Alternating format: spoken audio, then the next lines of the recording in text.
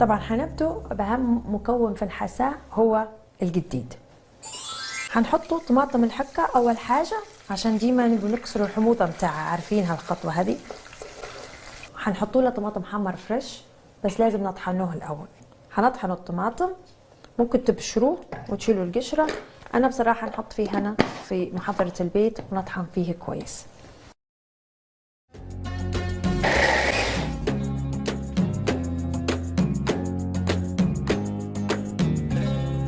الفلفل متاعي توا أنا هنخليها على نار واطية شوية لعند ما الجديد بتاعنا يطيب. نحط شوية حارات مش واجد، والبزار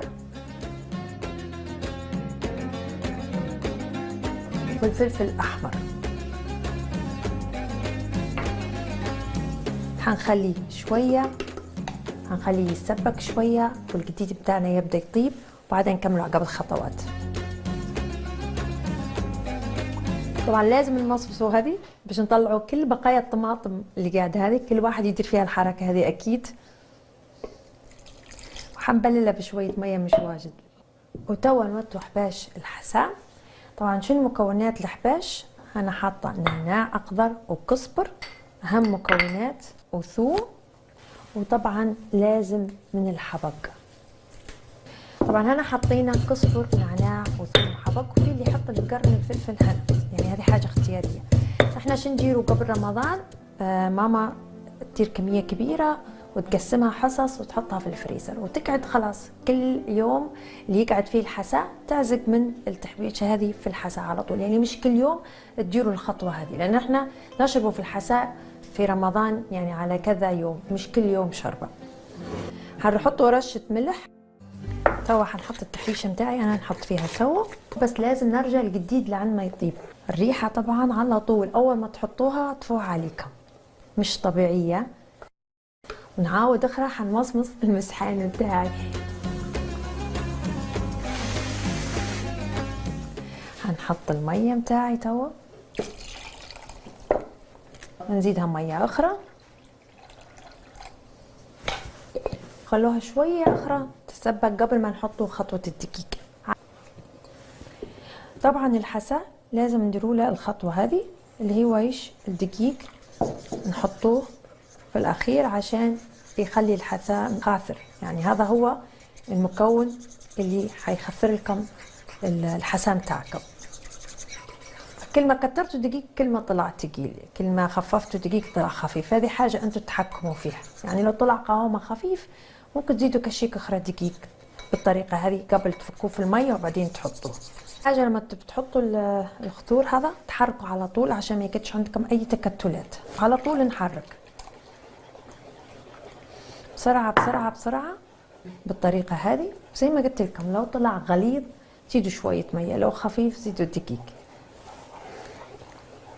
بالطريقه هذه هنحس فيه انا بقوام تاعه مازال حيثقل، يعني دقيق شويه طبعا يطيب، وبعدها نوريكم شنو الحاجات الاخيره اللي حنضيفها.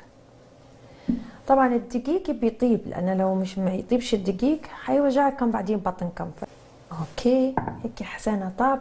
نحب نضيف له الاضافه الاخيره اللي هو النعناع الناشف. نحطه بين يدينا ونديروا له هيك، نحثر به بالطريقه هذه. وشويه انا نحب رشه فلفل اكحل خفيف هيك، وطبعا الليم انا نحب نحطها من الاول، بس لو العائله متاعكم ما تفضلش كل واحد يعصرها في صحنه بروحها.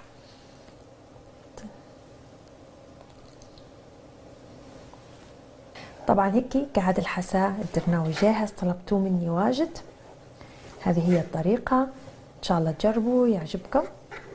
حنجهزوا الحساء خلاص لانه طاب، المغرب قريب يذن.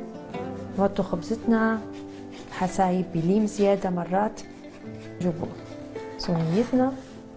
طبعا الحساء ديما يبي خبزه، ومحلاها لما تقعد خبزه التنور متاع درنا اللي يحطوا لها في الزهر تقعد احلى واحلى.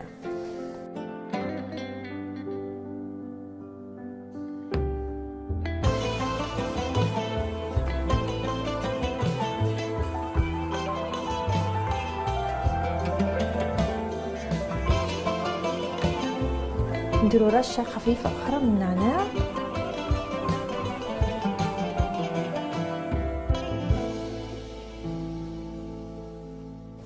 والليمون على جنب، اللي يحب زي ما قلت لكم يعصر ليم زيادة خلوه على راحته.